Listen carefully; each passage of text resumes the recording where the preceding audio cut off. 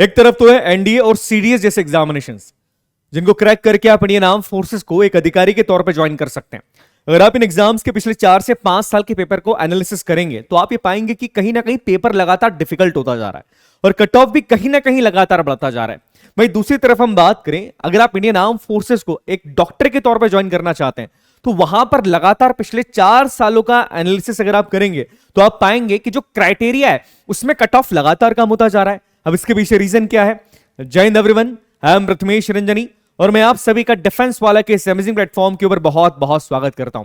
देखिए, जितने भी एस्पिरेंट जो कि इंडियन आर्म फोर्सेस को, जिसमें आर्मी, नेवी, एयरफोर्स तीनों आते हैं, उन्हें एक डॉक्टर के तौर पे ज्वाइन करना चाहते हैं, एक मेडिकल ऑफिसर के तौर पे ज्वाइन करना चाहते हैं, तो उन्हें एएफएमसी ज्वाइन करना पड़ता है। एएफएमसी मतलब आर्म फोर्सेस मेडिकल कॉलेज, जो कि पुणे के अंदर स्थित है। और आज इस वीडियो के अंदर हम यही देखेंगे कि एएफएमसी के लिए जो कट ऑफ रिक्वायर्ड है वो लगातार कम क्यों होता जा रहा है। और इस वीडियो के अंदर हम डिटेल में जानेंगे कि अगर आप इंडियन आर्म फोर्सेस को एक डॉक्टर के तौर पे ज्वाइन करना चाहते हैं, चाहे वो आर्मी हो, नेवी हो या एयरफोर्स हो, तो आप कैसे ज्वाइन कर सकते हैं। देखिए, एएफएमसी के बारे में बात की जाए, एएफएमसी एशिया का सबसे बड़ा, मैं केवल इंडिया की बात नहीं कर रहा हूं, मैं पूरे एशिया की बात कर रहा हूं। एएफएमसी एशिया का सबसे बड़ा मेडिकल इंस्टीट्यूशन है जो कि डॉक्टर्स को ट्रेन करता है, जो कि आर्म फोर्सेस के अंदर अपनी सेवाएं देते हैं। अगर आप कोई भी ऐसा बच्चा है जो 12th के बाद अपना नीट का एग्जामिनेशन क्रैक कर लेता है, वो एएफएमसी के लिए अप्लाई कर सकता है। और अप्लाई करने के बाद जो भी सिलेक्शन क्राइटेरिया है, जिसके बारे में आगे हम बात करेंगे, अगर उस क्राइटेरिया के अंदर खरा उतरता है तो एएफएमसी को ज्वाइन करता है। आपकी ट्रेनिंग लगभग 4.5 साल की होती है। उसके बाद 1 साल का आपका इंटर्नशिप होता है और उसके बाद आप इंडियन आर्मी, नेवी, एयरफोर्स को ज्वाइन करते हैं। अब आज के वीडियो में हम इसी बारे में बात करेंगे कि इसका जो कट ऑफ है, नीट के एग्जामिनेशन के अंदर आपके जो नंबर्स होते हैं, उस नंबर के आधार पर यहां पर आपको बुलाया जाता है। अब वो जो नंबर है, उस नंबर का रिक्वायरमेंट साल दर साल कम होता जा रहा है। मतलब ये कि रैंक अगर आपकी बहुत पीछे है तो भी आपको एएफएमसी से कॉल आ जाता है। इसके पीछे के रीजंस क्या है, इन रीजंस को जानेंगे। बट सबसे पहला सवाल, जिसके लिए आप सभी जानने के लिए भी आतुर होंगे, कि इंडियन आर्म फोर्सेस को एक डॉक्टर के तौर पे कैसे ज्वाइन किया जा सकता है। देखिए, इंडियन आर्म फोर्सेस को अगर आपको एक मेडिकल ऑफिसर या डॉक्टर के तौर पे ज्वाइन करना है, फिर चाहे वो इंडियन आर्मी हो, नेवी हो या एयरफोर्स हो, तो आप ज्वाइन कर सकते हैं। अलग से सच एग्जाम कंडक्ट नहीं किया जाता है। जितने भी एस्पिरेंट्स इंडियन आर्म फोर्सेस को एज ए डॉक्टर के तौर पे ज्वाइन करना चाहते हैं, उन्हें एएफएमसी के अंदर ट्रेनिंग लेनी होती है ना। ट्रेनिंग आपको एएफएमसी के अंदर लेनी होती है। और याद रखिए कि मेडिकल ऑफिसर्स का बहुत ज्यादा योगदान होता है, बहुत ज्यादा योगदान होता है। चाहे इंडियन आर्मी की बात करें, नेवी की बात करें, एयरफोर्स की बात करें, सोल्जर्स एंड ऑफिसर्स को फिट रखने में इनका बहुत बड़ा योगदान होता है। अगर कोई बहुत बड़ी बीमारी है या वॉर के टाइम पर अगर आप देखें कोई मेजर इंजरी हो जाती है, माइनर इंजरी हो जाती है, तो ये मेडिकल ऑफिसर्स ही होते हैं जो कि हमारे देश के वीर जवानों और हमारे देश के अधिकारियों की जान बचाते हैं। अब एएफएमसी में एडमिशन के क्राइटेरिया की अगर मैं यहां पर क्लियरली बात करूं तो देखिए, आपकी 17 साल से 24 साल के बीच की होनी चाहिए। मतलब अगर आप 24 साल से कम है तो भी आप एएफएमसी के लिए अप्लाई कर सकते हैं। इसके बाद क्या क्राइटेरिया है? देखिए, इसके बाद क्राइटेरिया, दूसरा क्राइटेरिया ये होता है कि आपको 12th का एग्जामिनेशन पास करना होता है। केवल 12th का एग्जामिनेशन पास नहीं करना होता है, 12th एग्जामिनेशन के बाद आपका नीट यूजी भी क्लियर होना चाहिए। आपको नीट के अंदर अपीयर होना पड़ेगा। नीट जो कि 720 नंबर का होता है, जिसके द्वारा आप एमबीबीएस कॉलेजेस को ज्वाइन करते हैं, जिसके अंदर इंक्लूडिंग एम्स भी होते हैं और एएफएमसी भी होता है। तो आपको इस नीट के अंदर एक स्कोर की जरूरत पड़ती है कि 720 में से आपका कितना स्कोर आ रहा है। और उसके बाद आप 4.5 साल की ट्रेनिंग एकेडमी के अंदर करते हैं। 1 साल की आपकी ट्रेनिंग इंटर्नशिप की होती है, जो कि आर्मी मेडिकल कॉलेजेस के अंदर ही होती है, आर्मी मेडिकल हॉस्पिटल्स के अंदर ही होती है बेसिकली। और उसके बाद आप एक अधिकारी के तौर पे, नॉर्मली कैप्टन के तौर पे आप ज्वाइन करते हैं, बिकॉज जब आप इंटर्न होते तभी आपको एक रैंक दे दी जाती है, बट नॉर्मली आप कैप्टन के तौर पर ज्वाइन कर लेते हैं जब आप किसी भी फोर्सेस के अंदर, आर्मी, नेवी, एयरफोर्स के अंदर एक डॉक्टर के तौर पे ज्वाइन करते हैं। अब देखिए, पहला क्राइटेरिया तो ये होता है, एज के बारे में हमने बात कर ली कि आपकी 12th आपका कंप्लीट होना चाहिए। आपकी उम्र 17 साल से लेकर 24 साल के बीच हो सकती है। दूसरा इसमें क्राइटेरिया होता है जो कि काफी इंपॉर्टेंट है। देखो, नीट का स्कोर तो ठीक है कि आप नीट देंगे, नीट से पहले भी इसका क्राइटेरिया होता है जो कि इंडियन आर्म फोर्सेस ने डिसाइड करके रखा है। वो ये है कि पहले अटेम्प्ट के अंदर, याद रखिएगा, दूसरा तीसरा अटेम्प्ट नहीं चलता है, पहले अटेम्प्ट के अंदर ही आपका 12th क्लियर होना चाहिए। इसके साथ दूसरा क्राइटेरिया ये होता है कि फिजिक्स, केमिस्ट्री और बायोलॉजी, याद रखिएगा, फिजिक्स, केमिस्ट्री, बायोलॉजी या बायोटेक्नोलॉजी भी है, ये आपके मेजर सब्जेक्ट्स होना चाहिए। और तीनों सब्जेक्ट्स के अंदर आपका जो एग्रीगेट है, याद रखिएगा, इन तीनों सब्जेक्ट्स के अंदर आपका जो एग्रीगेट है वो 60% होना चाहिए। तीनों का एग्रीगेट की बात कर रहे हैं, आपके 12 के एग्रीगेट की बात नहीं कर रहे, तीनों का एग्रीगेट आपका 60% होना चाहिए। इतना ही नहीं, इन तीनों सब्जेक्ट्स में, फिजिक्स में, केमिस्ट्री में और बायोलॉजी में आपको मिनिमम 50% तीनों में अलग अलग तरीके से भी लेकर आने, मतलब एग्रीगेट 60% होना चाहिए। और इंडिविजुअल मार्क्स की अगर मैं बात करूं तो इंडिविजुअली आपको तीनों सब्जेक्ट्स में 50-50-50% मार्क्स आपके होना चाहिए, 50% की बात कर रहे हैं। इसके साथ जो इंग्लिश का सब्जेक्ट है आपका 12th के अंदर, उसमें भी मिनिमम 50% मार्क्स आपके इंग्लिश के अंदर होना चाहिए। तो ये पॉइंट याद रखिएगा, ये बहुत ज्यादा और काफी इंपॉर्टेंट है। अब ये चीज याद रखिएगा कि 10th स्टैंडर्ड के अंदर आपका मैथमेटिक्स भी एक सब्जेक्ट होना चाहिए। ऐसा नहीं कि 10th में मैथ्स था ही नहीं, 10th में मैथमेटिक्स भी आपका एक सब्जेक्ट होना चाहिए। तो पहला क्राइटेरिया तो ये होता है जो सभी को फॉलो करना पड़ेगा। याद रखिएगा, आपका नीट का स्कोर कितना भी हो फर्क नहीं पड़ रहा, ये क्राइटेरिया आपको फॉलो करना ही पड़ेगा। नीट का स्कोर ठीक है, एडिशनल चीज है, बट ये सभी को फॉलो करना पड़ता है। क्या आपका पीसीबी के अंदर एग्रीगेट 60%, इसके अलावा पीसीबी का जो इंडिविजुअल स्कोर है वो भी 50-50% होना चाहिए हर सब्जेक्ट के अंदर, और साथ ही साथ आपके इंग्लिश के अंदर भी कम से कम 50% मार्क्स होने चाहिए। अब कई एस्पिरेंट्स ऐसे होते हैं जो कि कॉलेज में एडमिशन ले लेते हैं, वो भी ले सकते हैं, ले सकते हैं।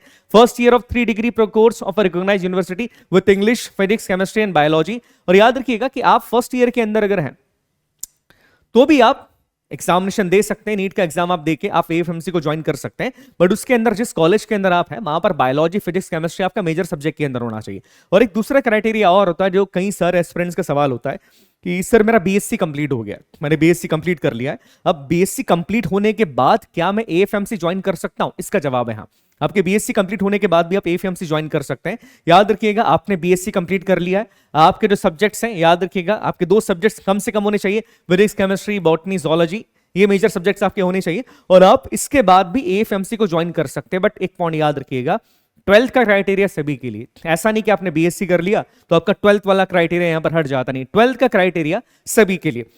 अब देखिए, एएफएमसी का अपना खुद का सिलेक्शन का क्राइटेरिया है, ऐसा नहीं हो सकता कि केवल अपने नीट के अंदर आपने अच्छा स्कोर कर लिया और आप एएफएमसी को ज्वाइन कर लेंगे, नहीं, इनका खुद का अपना एक सिलेक्शन प्रोसेस होता है। इस सिलेक्शन प्रोसेस के अंदर मेजरली आपको 4 तरह के टेस्ट से गुजरना होता है। पहला टेस्ट यहां पर कौन सा होता है? Test of English language and reasoning. दूसरा आपका साइकोलॉजिकल असेसमेंट होता है। साइकोलॉजिकल असेसमेंट जो है ये केवल और केवल आपके सिलेक्शन के लिए जरूरी होता है, दैट मींस क्वालिफाइंग बेस्ड है, आपको इसके कोई नंबर नहीं मिलते। पहले टेस्ट की अगर मैं बात करूं तो टोटल 80 नंबर का होता है। इसके बाद आपका इंटरव्यू होता है जो कि काफी इंपॉर्टेंट है। इंटरव्यू आपका 50 नंबर का आपका इंटरव्यू होता है, 50 मार्क्स का इंटरव्यू होता है, और लास्ट में आपका मेडिकल एग्जामिनेशन होता है। अब जो पहला टेस्ट है आपका test of English language and reasoning का, इसमें बेसिकली ये टेस्ट जो है ये आपका कंप्यूटर बेस्ड टेस्ट होता है, सीबीटी टेस्ट ये होता है। इसमें आपको इंग्लिश और रीजनिंग लैंग्वेज के सवाल सॉल्व करने होते हैं।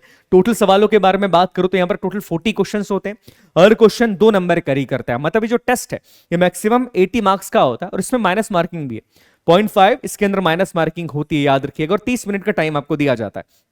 अभी जो टेस्ट है याद रखिएगा, इस टेस्ट के अंदर आप मैक्सिमम 80 नंबर ऑब्टेन कर सकते हैं, और ये जो 80 मार्क्स है ना, यही डिसाइड करते हैं कई बार कि आप एएफएमसी में एडमिशन ले पाएंगे कि नहीं ले पाएंगे। दूसरा आपका जो टेस्ट होता है जिसके बारे में हम बात करें, that is psychological assessment test. देखिए, साइकोलॉजिकल असेसमेंट टेस्ट के बारे में अगर मैं बात करूं तो इसके लिए बहुत चिंतित होने की जरूरत नहीं होती, बिकॉज ये क्या है, ये क्वालिफाइंग नेचर का होता है। ये देखा जाता है कि आप साइकोलॉजिकली ठीक है कि नहीं है। इसमें भी नॉर्मली कुछ सवाल आपके सामने आते हैं जिसके कुछ ऑप्शंस होते हैं, और ये सवाल बेसिकली आपकी इमोशनल इंटेलिजेंस को चेक करने के लिए, आपके बिहेवियर को चेक करने के लिए, आपके सिचुएशनल जजमेंट को चेक करने के लिए, ये बेसिक से सवाल होते हैं। और इन सवालों का जवाब आपको सही देना होता है। मतलब साइकोलॉजिकली अगर हम बात करें कि आपको लग रहा है सर एसएसबी लेवल का साइकोलॉजिकल टेस्ट होता है, तो नहीं, इतना इस लेवल का साइकोलॉजिकल टेस्ट नहीं होता।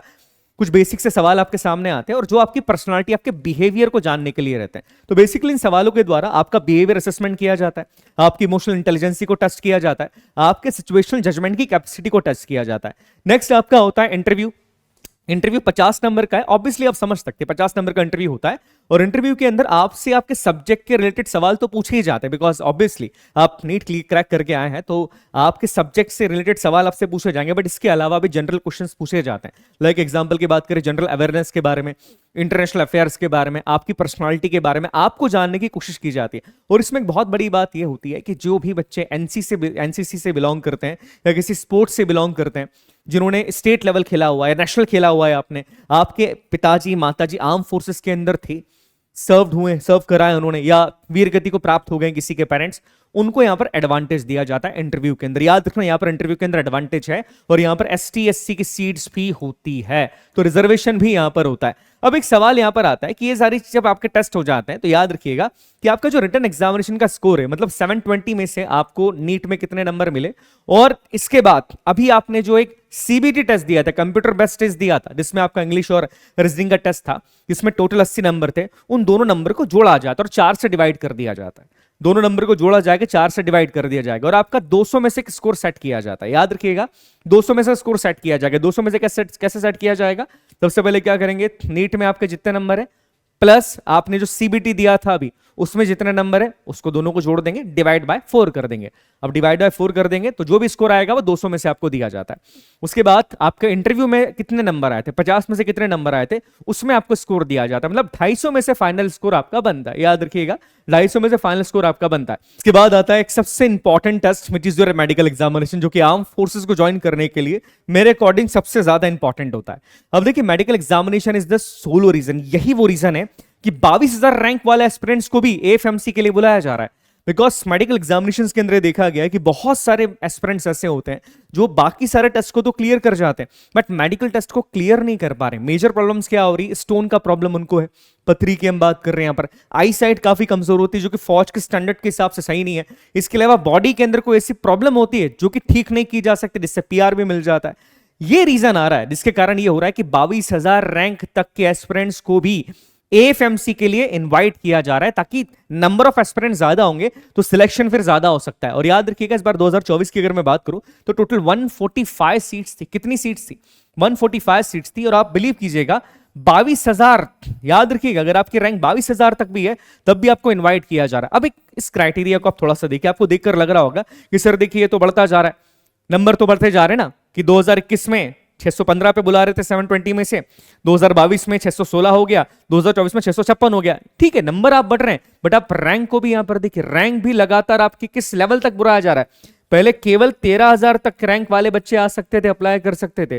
2024 में 22,000 रैंक तक के बच्चे को बुलाया जा रहा है। तो देखिए, इससे समझ में आता है कि कहीं ना कहीं एएफएमसी जो है वो ये देख रहा है कि ज्यादा से ज्यादा फ्रेंड्स को इनवाइट किया जाए, बिकॉज मेडिकल इशू आने के कारण ये चीजें होती है। और 145 सीट्स इस बार है, फीमेल्स की सीट भी इसके अंदर होती है, मेल्स की भी होती है। और ये चीज ध्यान रखिएगा, फीमेल्स का जो कट ऑफ है ना वो ज्यादा जाता है। देखिए, फीमेल्स का कट ऑफ यहां पर इस बार 675 गया 720 में से, जो अपने आप में बहुत बड़ी बात है। तो केवल मैं आपको ये बताना चाहता हूं कि अपने आप को मेडिकली फिट रखना कितना ज्यादा इंपॉर्टेंट होता है। बिकॉज एएफएमसी जैसे एग्जाम्स के अंदर भी अब मेडिकल रीजंस के कारण आप देखिए 22,000 रैंक तक के एस्पिरेंट्स को बुलाया जा रहा है। तो सबसे इंपॉर्टेंट बात यही होती है कि आप अपने आप को फिट रखिएगा, चाहे आप इंडियन आर्मी, नेवी, एयरफोर्स की तैयारी कर रहे हैं, एनडीए की तैयारी कर रहे हैं, सीडीएस की तैयारी कर रहे हैं, या आप एएफएमसी ज्वाइन करना चाहते हैं। अपने आप को मेडिकली फिट रखना बहुत जरूरी है और इसके लिए रेगुलर एक्सरसाइज करिए, अपने आप को मेंटली फिजिकली फिट रखिए और सही भोजन कीजिए। चलिए, मैं किसी ऐसी टॉपिक के साथ आपके साथ नेक्स्ट वीडियो के अंदर मिलता हूं। आप सभी अपने ध्यान रखिएगा, तब तक के लिए जय हिंद, जय भारत, भारत माता की जय।